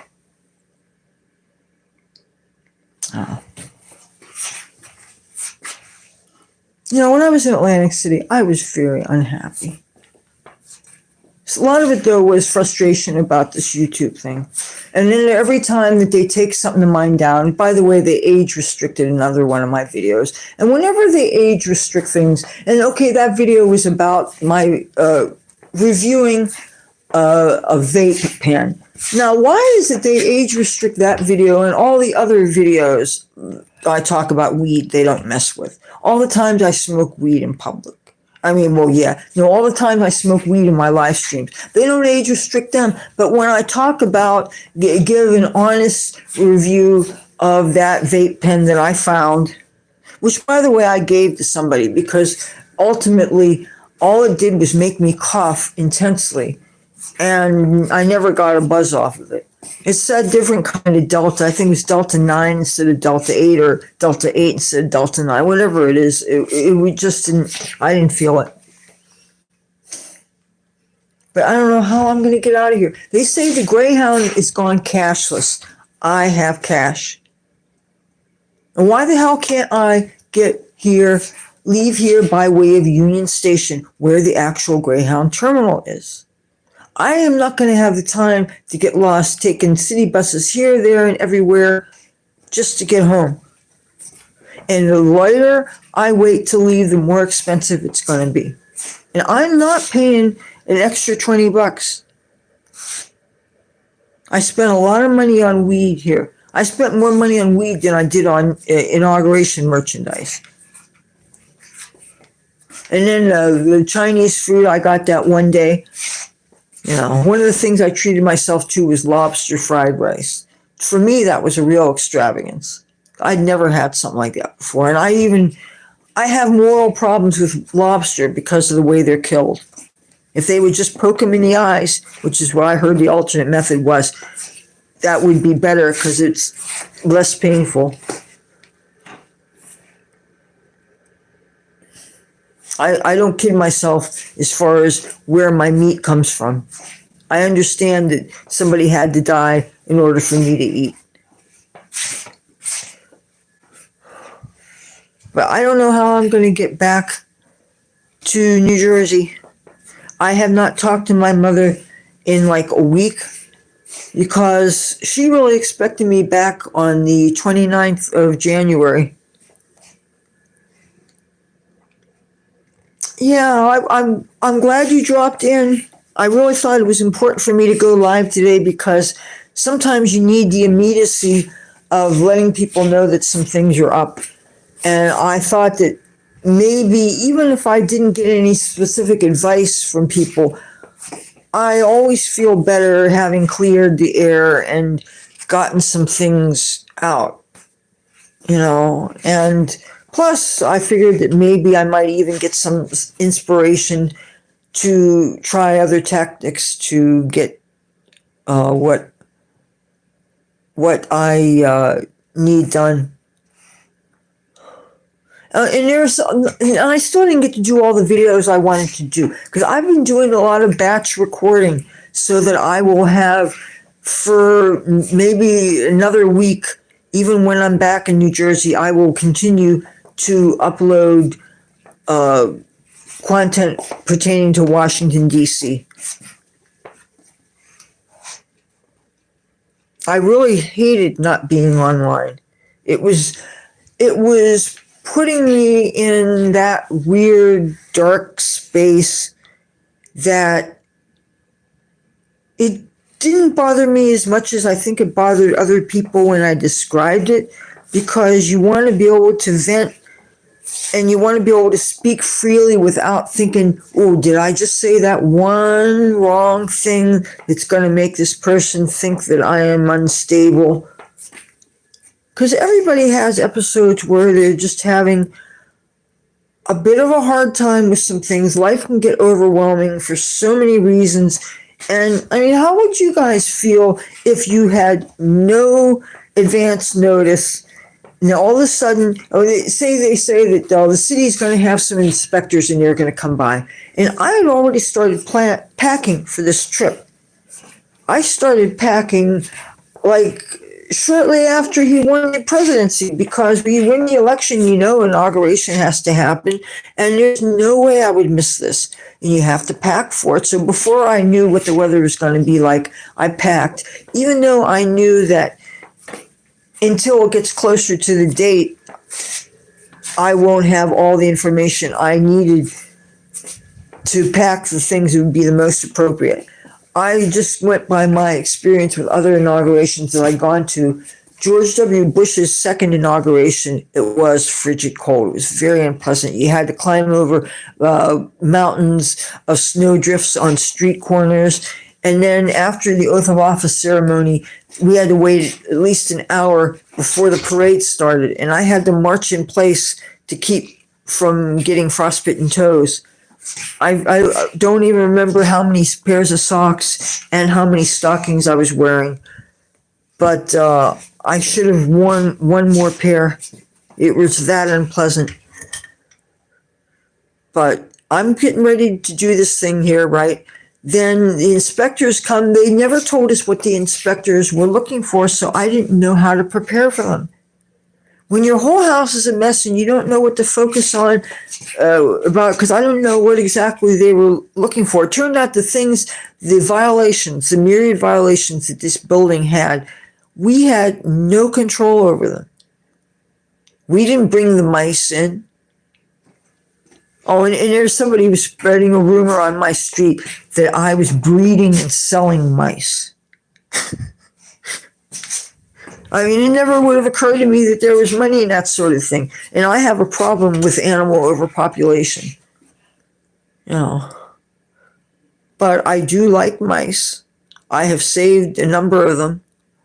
I don't understand the people who get into that sadistic joy of killing little animals or animals of any size. It's disgusting. There are people that are so callous that they think it's okay to do that sort of thing. There are people that mistreat our companion animals. It's disgusting. I can't watch those Humane Society commercials. They talk about how animals are treated without getting really sad.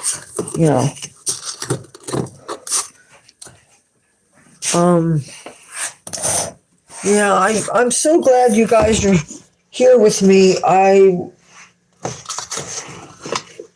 would be much more stressed if I didn't have an opportunity to talk about things. No, I can't believe it. I didn't put enough water in this. That didn't make any sense. So I don't know how I'm going to get back home. And when I do get back home, I'm going to have a whole lot of laundry to do. I never run hot water because they say that that loosens up some stuff in the pipes that is not good to eat or drink. But you know what? Like my great-great-grandmother used to say, you got to eat a bushel of dirt before you die. Oh, I got to find sweeteners. All right. I did something stupid. I was making coffee from the free coffee machine downstairs. And I didn't understand why it said something about rinsing the coffee maker. That didn't make sense to me. I'd never done that before. So my friend who I'm staying with, he put it in its rinse cycle.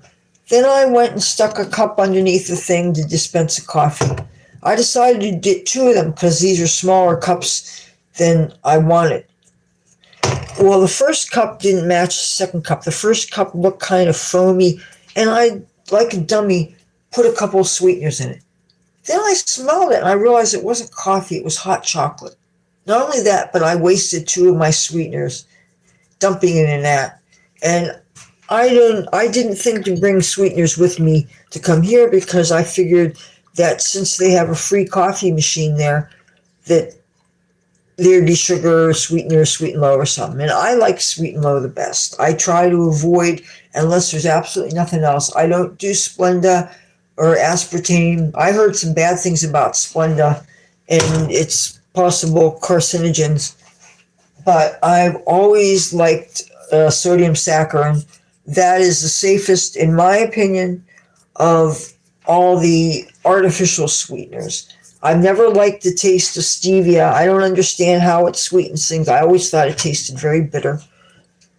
If it works for you, great.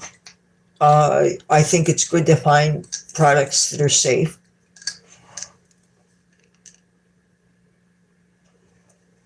One thing Washington, D.C. has in common with Atlantic City, we have a lot of squirrels out here, and they're really cute, and they look like they get kind of near people, but they're not as friendly as the ones in Atlantic City that if you have food, they'll climb on you and stuff. So, but I don't know how I'm going to get home. And when I do get back to Atlantic City, my mother and I are going to need to find a place to live. And the thing is, I asked her, I started making suggestions to her a couple years ago, suggesting that she put her name on some of those senior disabled high rises or something so that you have housing. You don't have to take your number when it comes up, but it just would be an option to have. And what did my mother say? I don't want to live with old people. What did I say? Mom, have you looked in the mirror? I know that's harsh, but come on. If people feel they can confront me and expect me to confront hard truths about myself, then doesn't that mean that I then have the right to do that to other people? I mean, we're just chickens in life picking at each other, for better or for worse. You heard the story about the crabs in the bushel, and they see a crab that's trying to climb out, then the other crabs will pull him back in. Well, life is like that sometimes. If you want to do your own thing, you don't follow the crowd, you have dreams and goals, you want to escape your small town or whatever it is. But the people around you, even if they think they're your friends, our friends don't always know us enough to want what's truly best for us. You might not even know a person well enough to know what's best for them. And if, say, somebody, what's best for them is that they stay away from influences of drugs and liquor and all that stuff, then it stands to reason that if they were hanging out with people that were doing things that they were trying to stay away from, then you could call those things that they're trying to stay away from a bad influence. And it seems to me that it would be good to avoid as much bad influence as possible.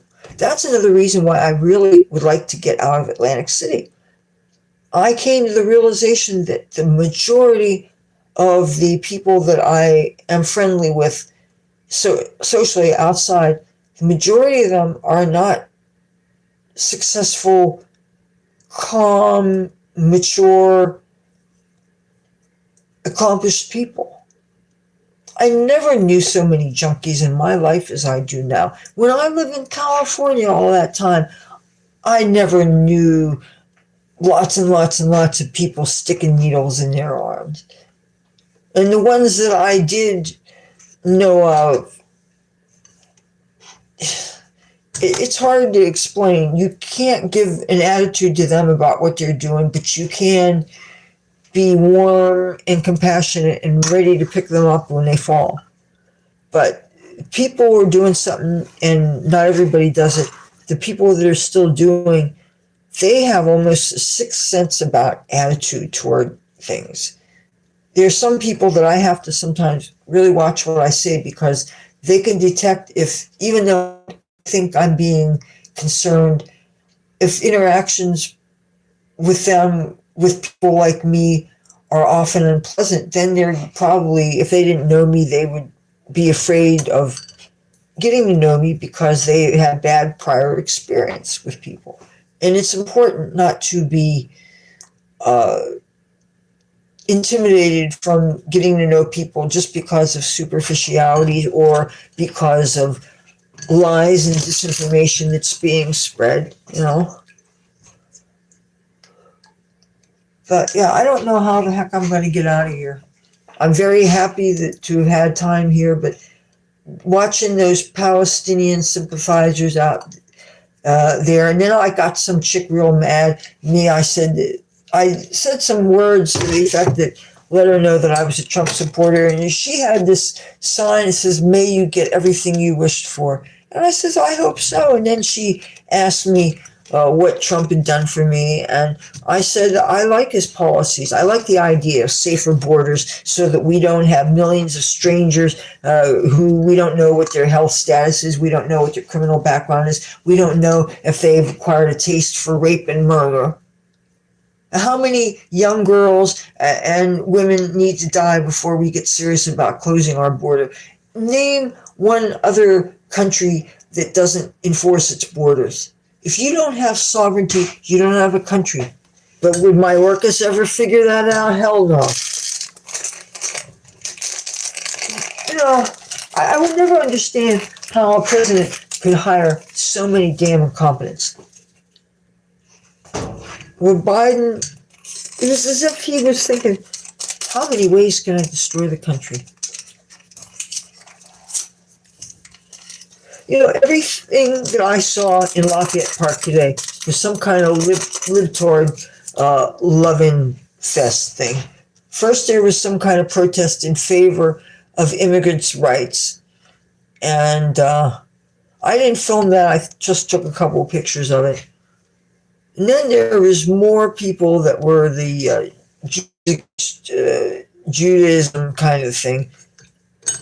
It was, and then there was two other reporters in the park earlier that had fancy camera equipment and dirt bikes and those GoPro cameras and stuff. And and I was asked to go and drop off a letter at a post office, and I had to ask direction from a UPS guy who told me where it is.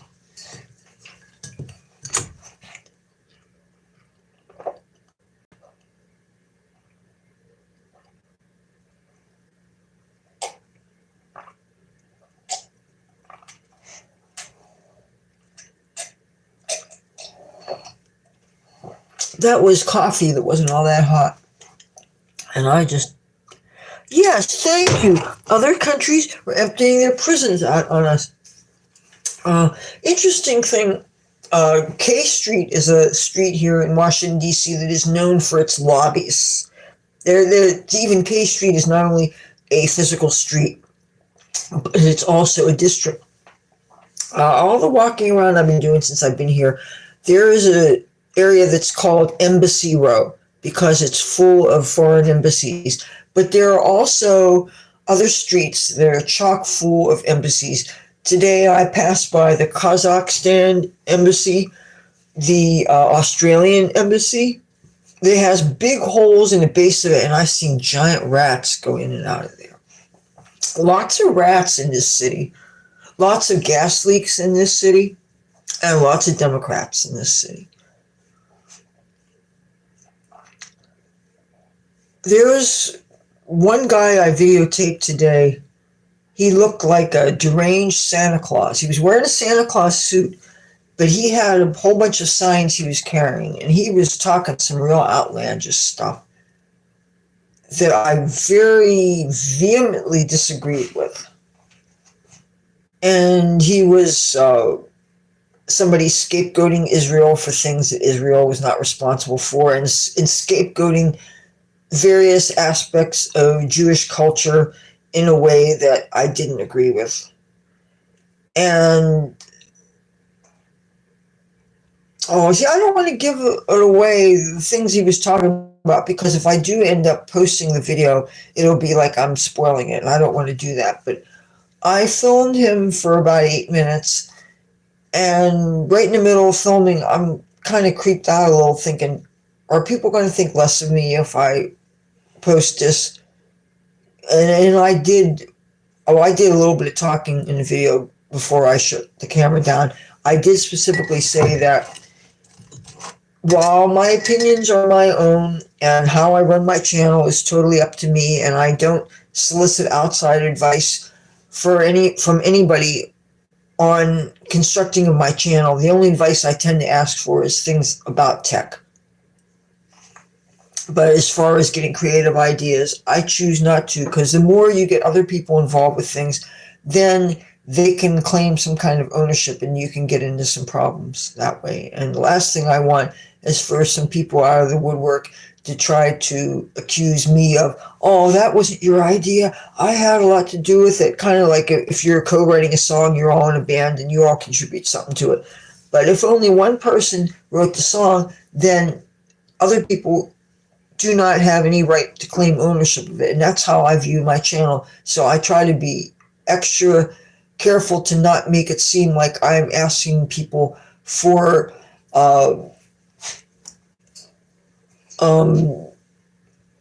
advice or inspiration or things that I couldn't do myself. Because then otherwise I'm not going to get the credit when I do it right. So, but I don't know how the heck I'm going to get back to New Jersey. And as far as, okay, I'm going to ask you something. You're probably surprised I don't understand about this. What's the deal with Lyft and Uber? Now, I never knew much about them at all before. Certainly never been in one. I learned that they were apps, and you couldn't do it unless you had a cell phone. So I never saw any apps for it. Then again, I've never checked in the Play Store before, because I always thought that was a store, and if I'm not wanting to spend money, why would I go to the store? I didn't realize that there were things that were free. I still thought that store was a bad name for something, because if you take that definition literally, you're going to think it's a place to buy things, and if you don't have the budget to throw your money around, you're probably not going to go. If they meant to use another word, then I think a more descriptive word should be used, because there are times when I feel that language ought to be precise. Just say what you mean and mean what you say. I know that's not always easy to do, because some people, they have to find the courage, because they know that they maybe have views to express that it might be controversial, or whatever the reasons a person may be for not wanting to avail themselves of their voice. I will freely admit that there are some aspects to human nature I don't understand. But I'm guessing the more we do at least try to understand each other, I would like to think the happier we'll be, the more at peace we'll be. I don't know. So how the heck am I going to get home? And as far as the Uber and the Lyft goes, like, what is the range of what it costs to take them? I mean, is it based on time or is it based on mileage? I haven't tried the AI thing that's built into my phone yet, except for I started asking it questions. I spilled out the details of the story I'm telling you about how I was, after packing and everything, I was trying to get a bus out here, but when I went on the Greyhound.com site, they basically said, I wanted to go, I was in Washington, D.C., and I wanted to go to Atlantic City. So if you tell somebody that, what then propels them to decide to make you start, but not where you want it to be? see, I don't like the loss of control here, and I don't like being told what to do. And anyway, yeah, I don't know. This getting back to the Uber and the Lyft thing. Uh, I've heard too many scary stories about women getting, but I can't. Okay, that's the thing is I can't physically call. This phone doesn't. I can't dial numbers with it. It doesn't have a ringtone. It doesn't have. You don't type numbers with it, so I don't know whether. Anyway, I know nothing about them, and plus I've heard all these stories about women getting raped in them and stuff. But I'm sure not going to spring for a taxi. I'm not going to spend the equivalent of where I could buy a computer with just to leave. Flying is out of the question, even if I was willing to do it, because I don't have photo ID, and you can't fly commercial without ID. And by the way, I was thinking of maybe instead of trying to get ID in New Jersey, maybe I should try to get Washington, D.C. ID. Because I have most of what I need to get the ID. I just need something that proves some kind of residency. I do have a bill for my storage thing, but the storage is clear out in Hollywood, California. And I don't think bills that tie you to another state are much use as supporting documentation. But I gotta find a way to get home. And the thing is, I already made a post on Facebook mentioning about the time of departure and the fact that it's hard to, I don't know how I'm going to get home now. And the person I'm staying with, where he is right now, I know he has a data plan and I know he has a cell phone and he posts all the time on Facebook. Okay. And he's out there. He has a data plan. He has a signal. And I can't imagine that he doesn't know by now the predicament that I'm in. So, I don't know. I'm trying to temper my expectations here because obviously we're all adults here and we're all responsible for our own lives. But still, he knows that I'm stuck here.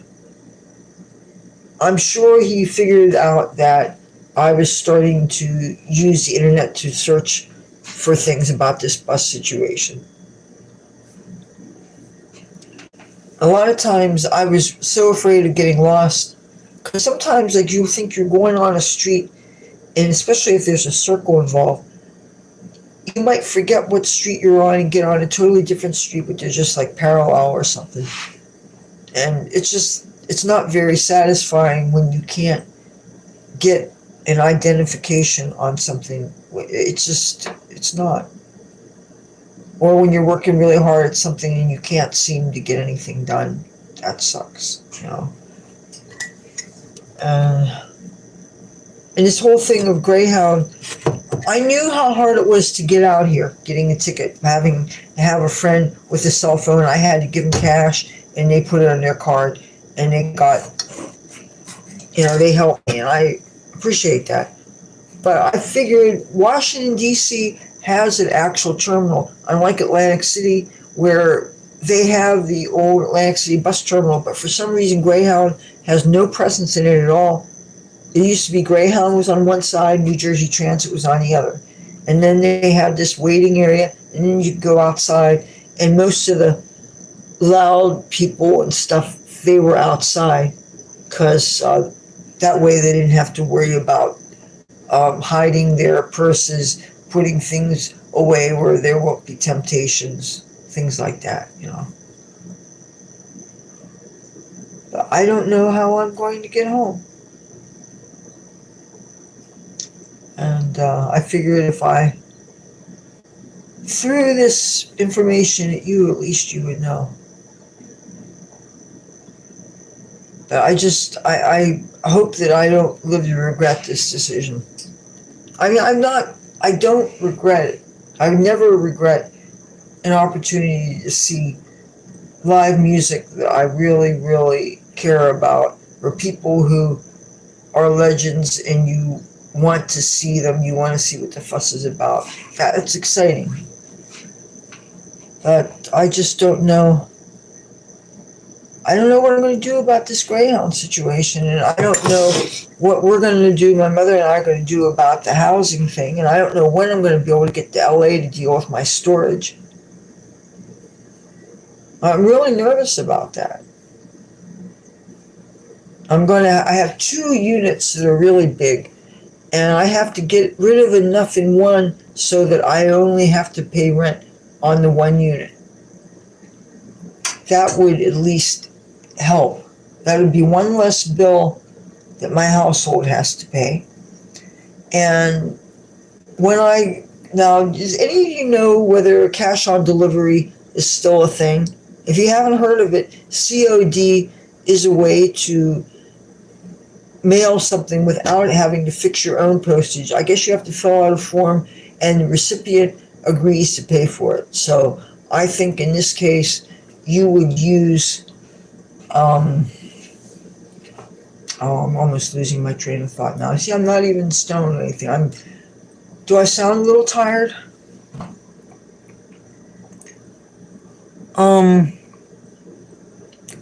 Courtesy ride home, from who? I mean, buses, I'm not going to charter a bus for one person. Some of my friends out here that used to be AA brothers and sisters, they're back drinking. I can't see well enough to drive. Dude in drag, who? You talking about somebody I knew in Los Angeles? No, he left the business and he's in IT now. And the person I'm staying with is not a drag queen. I don't think there are too many of them wearing beards. Actually, no, I have seen a few on RuPaul, but whatever.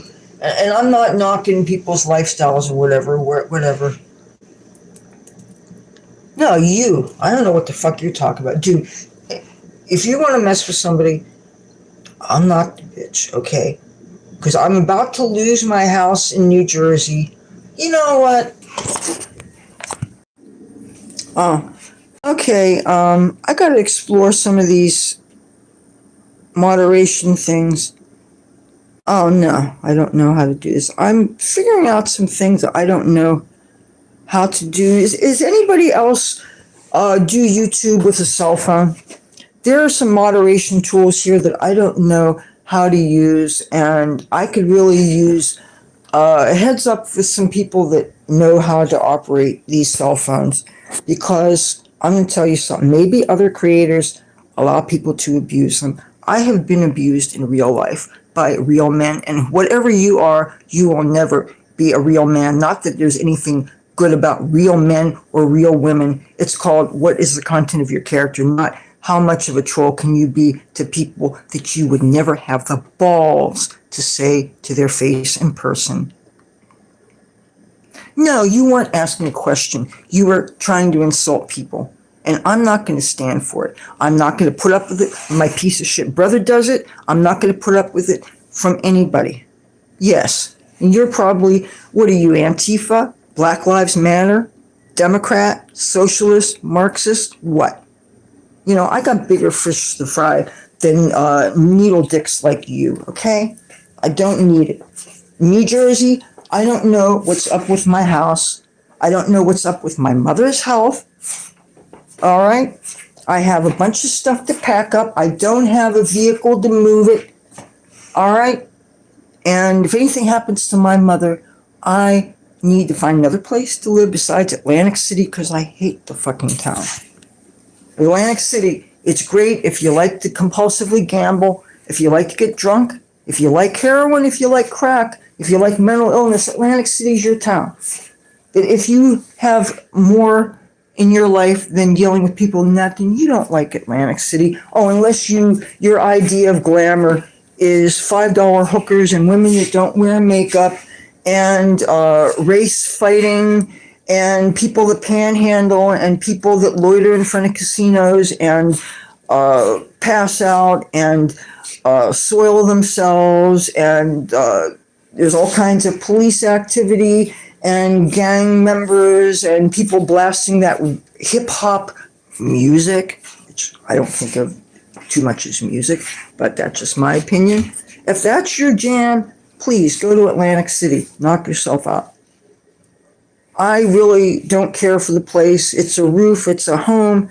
I would just love to take my cat and get the hell out of there.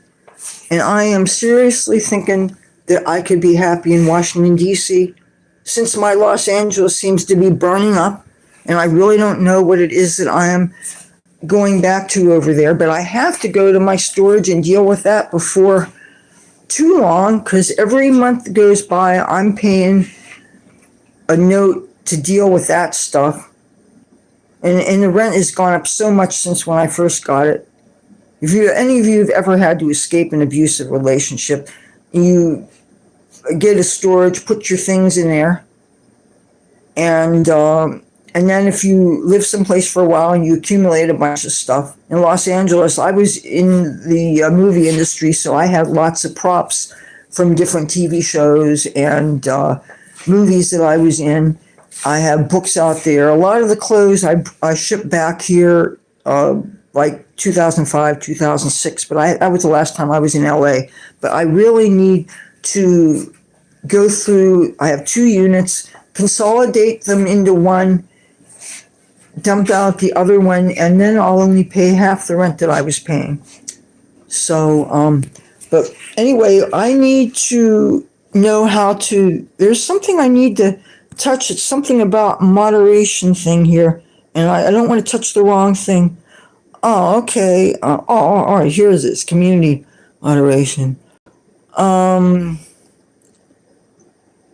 right. Oh, these, okay, I'm looking at something that says community moderation. See, I don't know how to do, there's things I know how to do in a computer that I don't know how to do. I don't want to do a message delay. What I do want to, I don't know, I hope I don't screw up what I'm touching things on the screen here, because I wanted to find out how to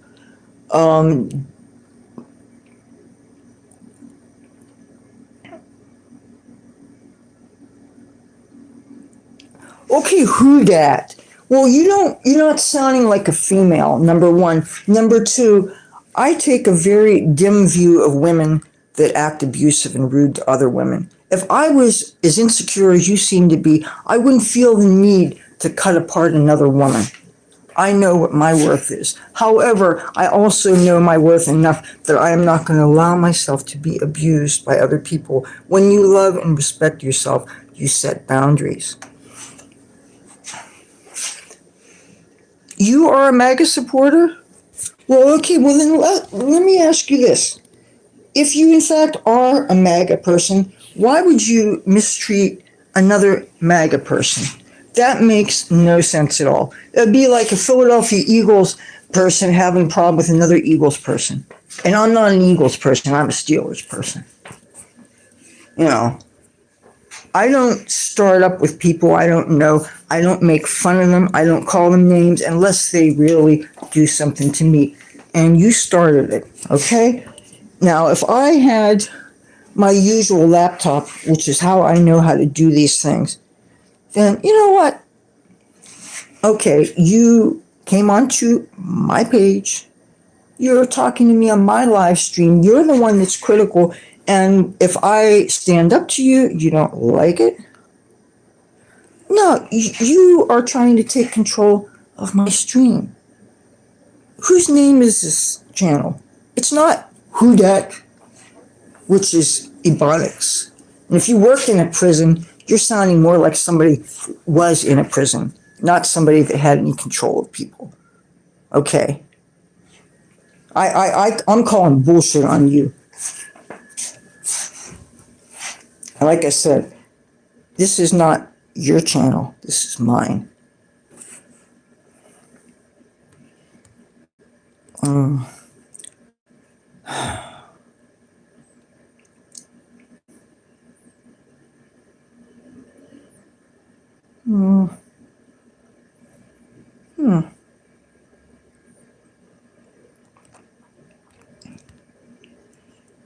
All right.